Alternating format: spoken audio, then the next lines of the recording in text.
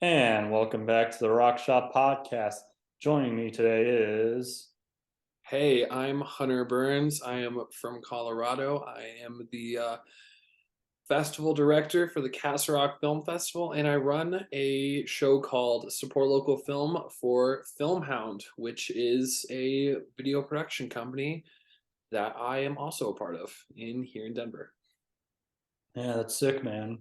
Um, yeah, you followed me on Insta at Rye underscore the Tiger for all you listeners at home, and yeah, you followed me kind of out of the blue when I checked you out. You know, you passed the vibe check. I think I was because I had like my indie film out and I was just getting out there or something. I was getting a lot of followers. Well, not a whole lot, but like a handful. It's like I don't know these guys, but they seem kind of cool. Well, that's it's funny you say that because we are always searching for cool people. So you passed our vibe check, my man, and we Nice. really are excited to see your movie when that comes out. So, well, we'll hopefully we'll have you on our show sometime. Yeah, man, that'd be cool. So yeah, I know you have Film Hound. What are the kind of like films and like shows or what have you produced? What have you made and what's that been? Well, that's great. We have a lot of cool projects. We have done a show called All the Student Council's Men. It's about Watergate. It's in a high school. That's always super fun. We also have a new movie that's going to be coming out in 2023 or early 2024 called Homecoming. That's our first feature that we're producing. It stars the great Julia Stein, and she's a Denver person, and Hannah Vale, whose name you're going to be hearing a lot more in the coming year. And it's about a girl who escaped from a cult and she has to go back because she has to go save somebody else. And there's some spooky things that are going on in between. And it's a lot of fun. That's really cool, man. Indie horror just so cool because it just seems like a really neat community. I don't know if you follow Robert Cargill on any of your socials. Yeah, Yeah, I love he just Robert. seems he's someone I'd love to like meet and interview. He just seems like such a cool guy, but like he talks on Twitter a lot. Just like how nice the indie community is, but especially for horror. Because you could like make something on a small budget and really make it shine, like an Evil Dead or something.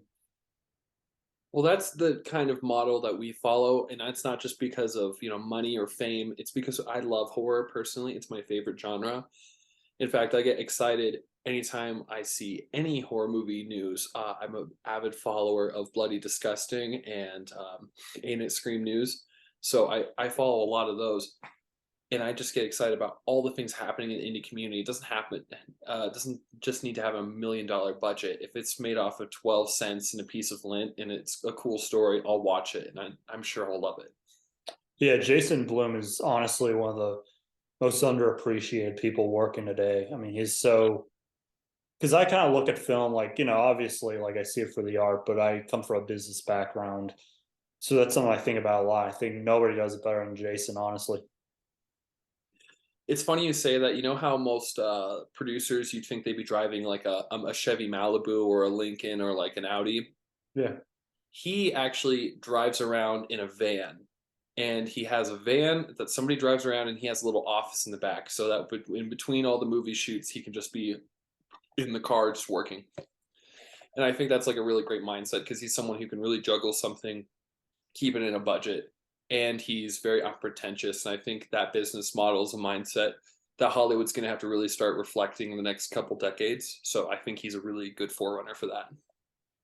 Yeah, I mean, you even see like I really follow like box office financial stuff and it is really sad you can't really see. It's so weird like we lived in an age where like comedies were so high grossing like anything Adam Sandler would put out like 90s 2000s or Jim Carrey. Mm-hmm. Like you would never see like an $80 million comedy anymore. And you would never see it like make so much money um even domestically anymore. Like you got to be a really big hit, but It's really I not the focus in Hollywood anymore. it really isn't. I think a lot of Hollywood focuses on, especially in this season when we just got the awards nominations for the Oscars. Mia Goth got nominated for nothing.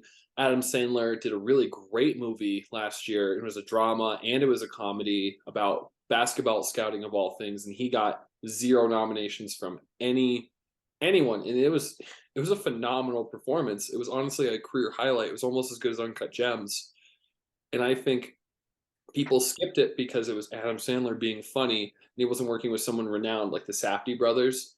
Yeah.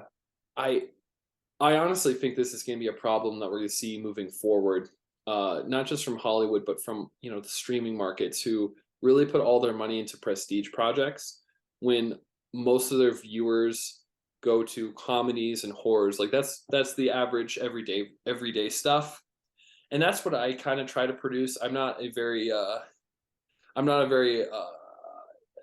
indie drama kind of person.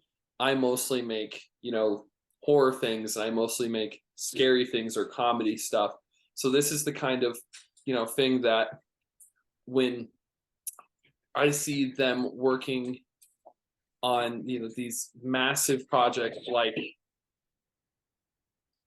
that Robert De Niro movie from a couple years ago. I've just Irishman, right? Yeah, The Irishman, like $100 million, $300 million for what? For me to be bored for 4 hours?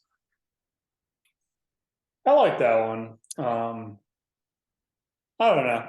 Yeah, I like that one, but I get it. I get it. I mean, Giancarlo Esposito did it better with Kaleidoscope, and you can watch that in any order. So I like to think that we could stop giving Martin Scorsese $1 trillion and do something a little smarter and cheaper. Also, I do like because you're talking about like streaming. I mean, it was super cool that Netflix like foot the bill for that because like that would have flopped so hard in theaters. Like I kind of see it as that way. Like I think it is great because like that is not profitable. Like that makes some money, but it's kind of like Babylon.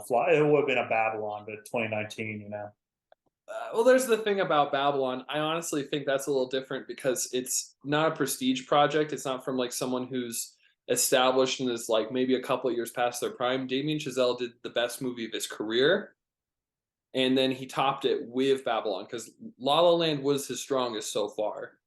Oh, okay. That's a. I don't think that's a hot take. I don't know. It's. I think Whiplash, like he started really strong and like I mean, Scott that's Pekin. I don't know. I haven't seen anything to that level again. well, he did do that Neil Armstrong biopic, and that was a okay. That was pretty good. But I Okay. honestly, Babylon, it's a movie where honestly I think it's like Goodfellas, if we're gonna keep comparing him to Scorsese, if we take a movie that he's in his prime, he has $100 million, and you can give him whatever he wants. This is his version of Goodfellas, and he's a Harvard man who loves Hollywood and old timey cinema. So it's kind of perfect in that way. Now I'm not knocking Babylon too much. I mean, I liked it. I thought it was a little overhated. It had merit, but I'm kind of stunned it did so poorly in the box office. I'm not because again, talking about Hollywood, we put two movies that were both supposed to be tent poles or both supposed to be like massive hits and put them basically in the same weekend because Avatar: The Way of the Water also came out, and I think those are two movies you could not counter program to each other at least. Yeah, Battle of the two 3 hour movies. People like I only have time for one of these. And it better be pretty, and there better be blue people. Yeah, I Yeah. saw both. I had more fun seeing Babylon, but I think Avatar kind of flowed a little better, flowed like water. Ha ha ha ha. I did not see Avatar's The Way of the Water. I'm gonna be honest, I couldn't care less. I couldn't bring myself to care. I know it's supposed to be a big cinematic experience, Yeah, but it felt inauthentic to me somehow. Maybe it's just the fact that they took so long, and I just couldn't. I can't care about CGI blue people. yeah. Yeah, I do love every Marvel movie though, so that's maybe that's just something I just don't care about, can't find myself to do. Yeah, I wasn't gonna see it, but I kind of realized like a week or two ago, like, well, I'm gonna watch it eventually, and why not? Like, that's something you watch on the big screen. Like, sure, it's gonna come to Disney Plus, but it's kind of, I don't know. It's like, well, I'll see it on the big screen. I'll see it on an IMAX. I'll see it, 3D or whatever. You know, there's the thing that I'm honestly trying to consider in the way we produce content, because the movies and shows that I honestly cared about in the last year, I think my very favorite movie was Smile, because Oh Smile yeah, was just the most inventive. It was a very smart, medium $20 million you spent. You had a good star like Sosie Bacon really stressing her acting chops. The script was like a little underwritten, but it had just enough scares to keep you going for the whole time. And watching it in the theater was an actual experience. I feel like though when I come home, there's enough CGI things that something like Avatar doesn't have that same push for me to go. I need to watch this in a cinema because like shows like there's 110 CGI shows that are just as well produced. If it look just fine on my Netflix screen yeah, from my laptop in bed in my pajamas for free. yeah. I get it. I mean, I don't know. I just saw it. It's a glorified tech demo. Nobody's ever going to these things for the dialogue, so I'm like, yeah, I'll watch it. I got a day off. Yeah, screw it. Yeah. I and that's and when if you look at Babylon 2, sure, it's the most pretentious movie I've watched in the last 12 months too, and there's plenty to criticize there, especially just the abundant waste of my time and money, but I still enjoyed it. Yeah. Well, I have that AMC A list, so I don't know. I always feel like I could just see something. I saw the Smile trailer 1,000 times and I thought that was going to be terrible, but it surprised me. The trailers are just cheesy. I love that Yeah. shot in the end, the ad where like the girl knocks on the window and then her like neck snaps. People like whenever I go to theater, people are always like laughing their asses off. And online, I looked at Reddit. People are like, oh my god, it's so scary. It works because you think she's gonna smile, but she her head got decapitated. I'm like, this looks so mid, but I was surprised. It was good. Yeah, and I was laughing too. I thought it was going to be a stupid movie, but in the Yeah, theater when I was there on the early preview for my little horror movie club, I was just as scared because it's not just the jump scare, it's the tension leading up to it, and that movie does that really well. I think this is a hot take. I think horror is the best genre, and I don't watch a lot of horror, but it's the best genre because if it's bad, it's entertaining. If it's good, it's entertaining. If it's bad, at least it's funny. A bad comedy is an awful experience. Same with bad drama, anything else. But bad horror, like I love Slender Man. Oh, That was incredible. oh, Yeah, are that you was a talking about the comedy magical. masterpiece that is Slender Man? That was a magical theatrical experience. It's one of my favorite like experiences at theater because it rocked. Everyone ate it up. You see, that's the thing that I love about horror. If it's a terrible movie, it just becomes comedy. I think the worst movie I watched last year was Halloween Ends. I was gonna watch that because I watched Halloween and then Halloween Kills, and I was like, but I hated Kills so much. I actually didn't like it at all. I just said, "Oh, horror is great because it's bad, it's good," but that was just actually bad. But Ends, I heard was all even worse. I was like, I don't care. It's Ends very, very not good.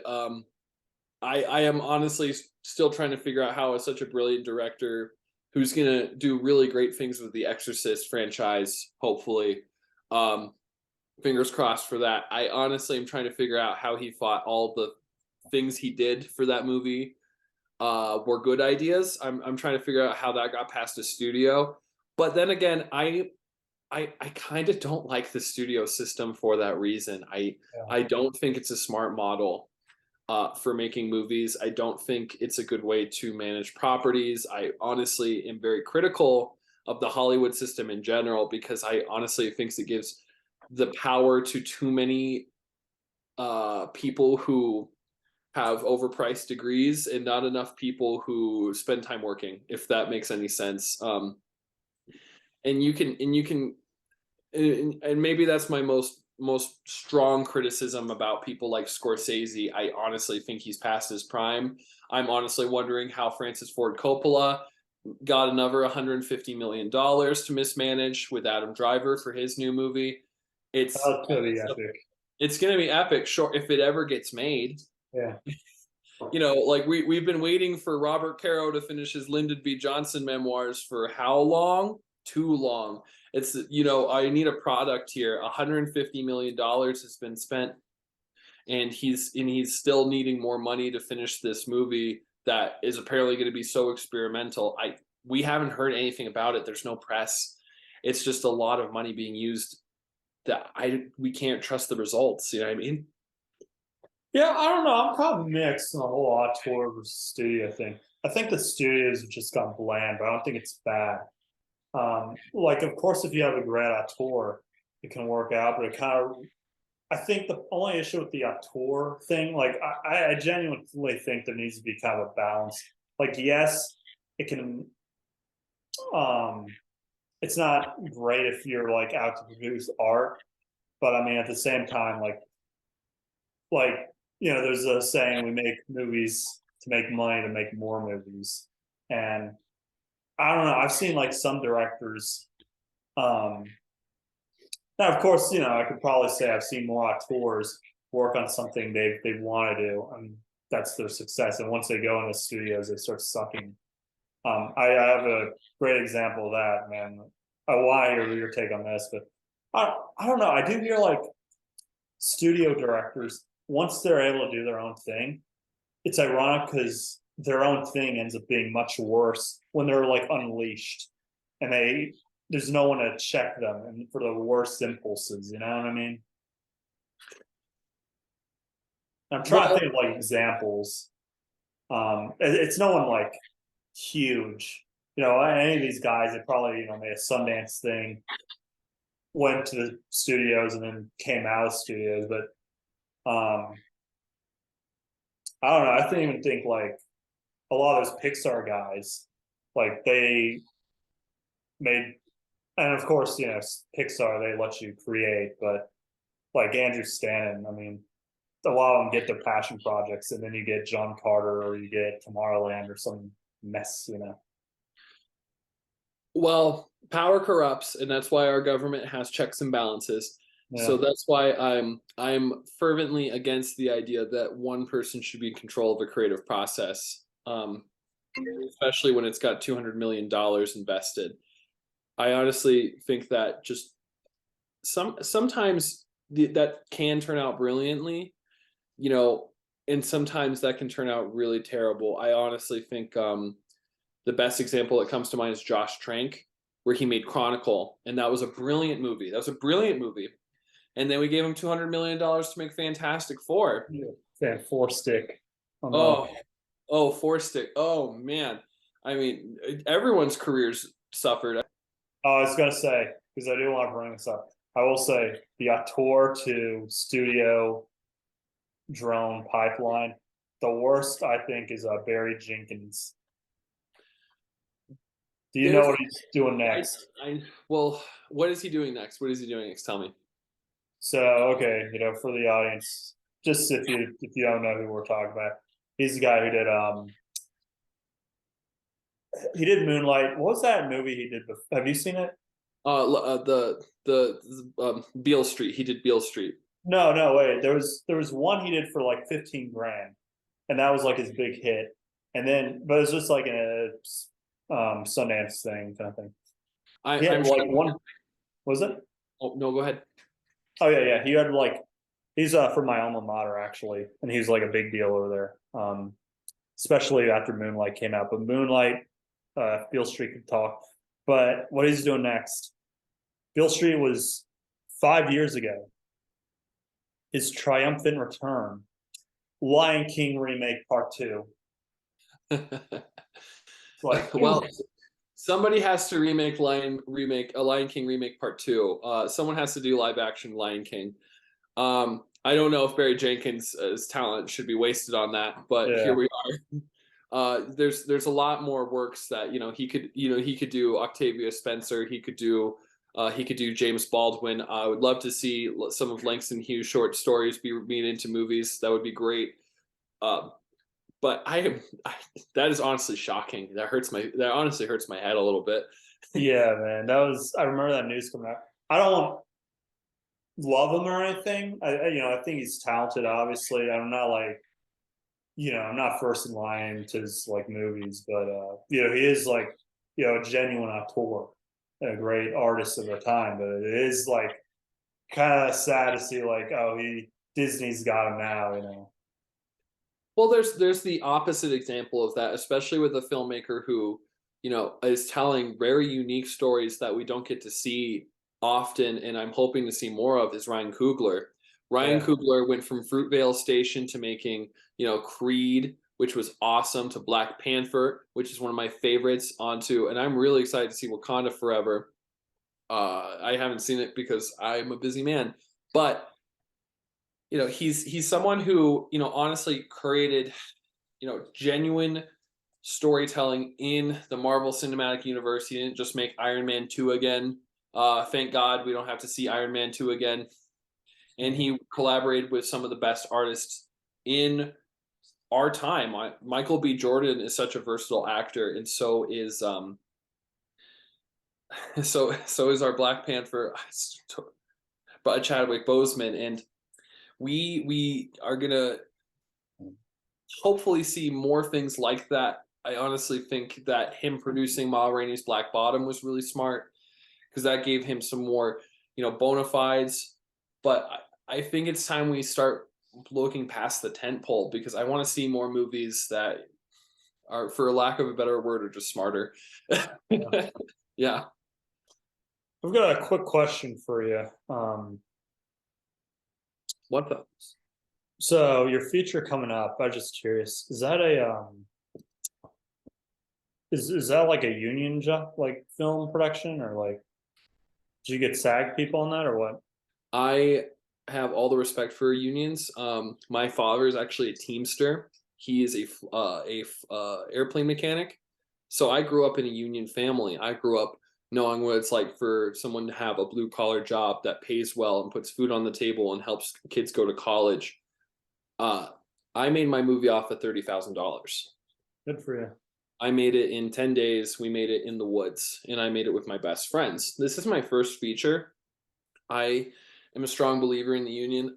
And SAG is something I also believe in. I don't believe it in this level.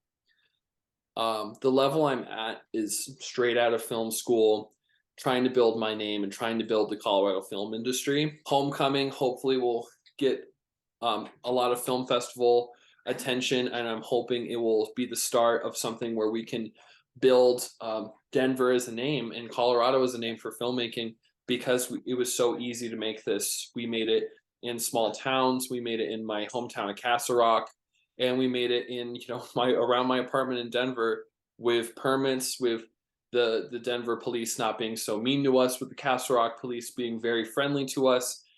We had a lot of cooperation to make it, and I want to bring the attention to that, and hopefully markets that are just making solid content like ours, like in South Carolina, like in Massachusetts, in Georgia, with independent filmmakers, in Montana, all these places. All there's filmmakers there who are doing just the same thing as I am, and just need some more funding. They need more money to make movies, and hopefully, with my next movie, I can do that. I can either produce it locally with local money or get some Hollywood funding to help make a project that's very feasible.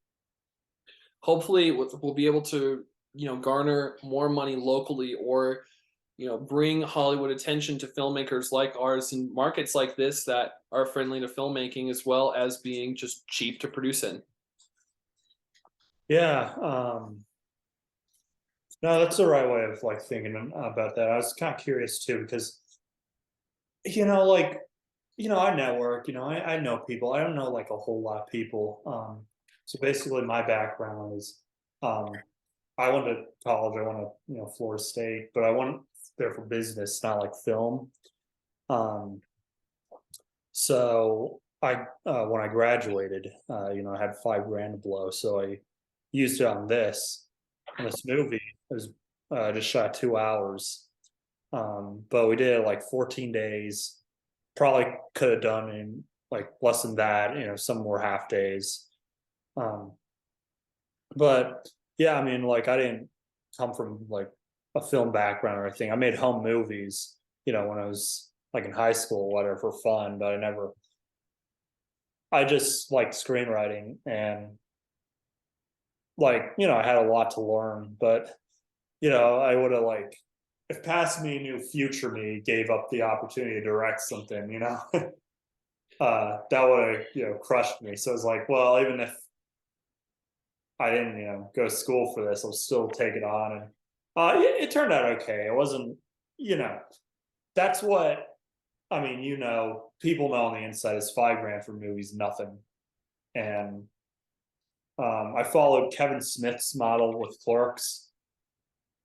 He was a big influence for me. How he shot Clerks, how he did it, with what means, because um, the budget he did like a play by play. I think it's on his Instagram, but like I've looked that over a few times, and I mean most of it's like physical film. It's not digital because that was a thing back then.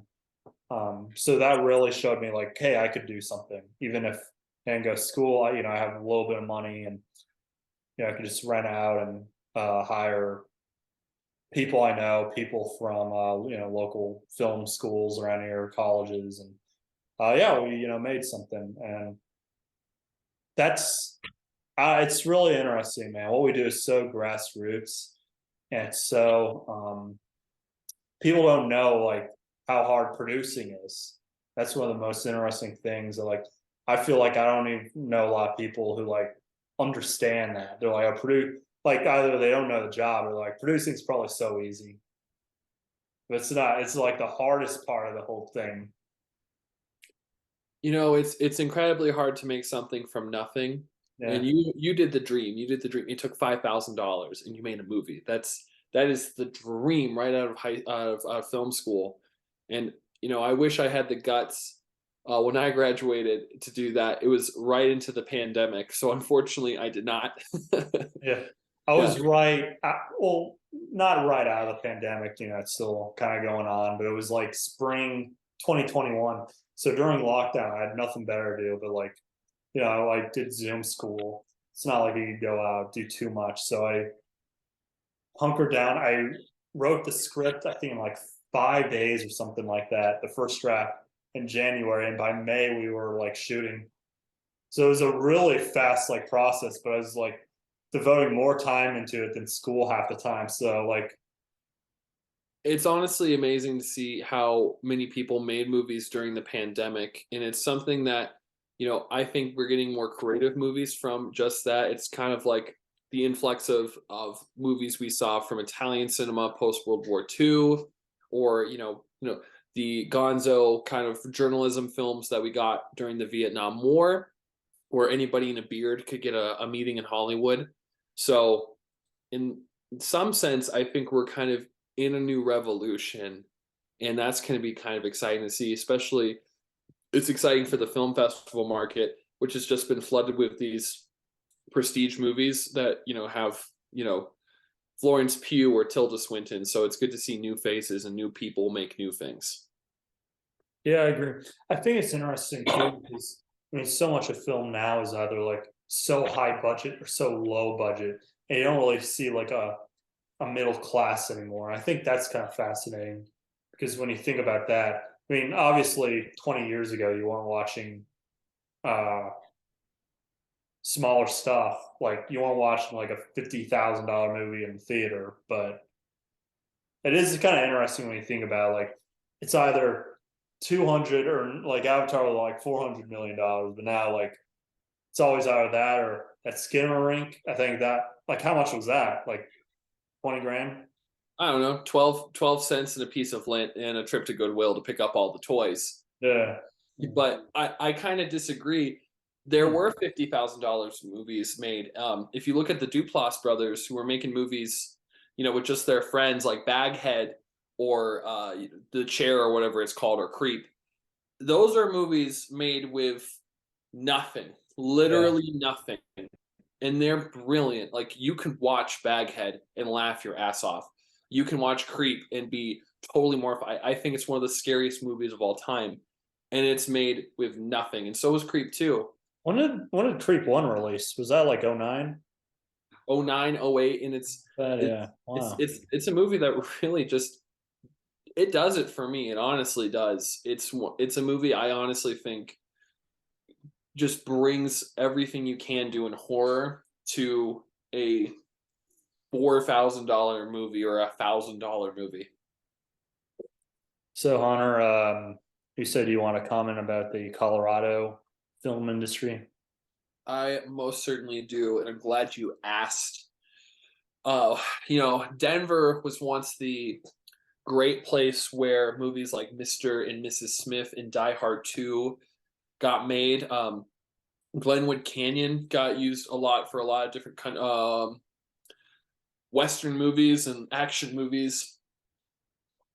And then you kind of left us after the 90s, Hollywood. And I was kind of bitter about that because that's when I was born, the 90s. So you left it right when it got good. So now you got to come back.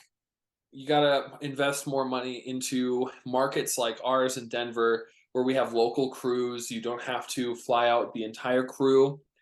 Your key players, obviously, you're going to bring those from LA or New York, but we have a great film industry, and there's local markets which you can produce, for less than Hollywood rates, and create just the same quality of movie that you were going to do somewhere else. The only thing that we keep fighting here, it is probably the thing we do the most in Denver to try to combat the brain drain that we have from our top three schools, which are top 30 film schools, is tax incentives. And Yeah. I just want to, highlight the Georgia market, highlight the New York, New Mexico market. They basically wrote blank checks to provide an industry coming out to spend money, highlight the industry. Georgia, that's where all the MCU films were made. The Hunger Games were made there, largely in Georgia. And that can be a model that basically any state could produce, especially a state so beautiful as Colorado, as well formed as Colorado, with as many union protections and union laws for workers in Colorado. We're built to be the kind of state that can do the same thing as Georgia or New Mexico, and we're in the middle distance between New York and California. So that's something I really think is imperative, especially moving forward.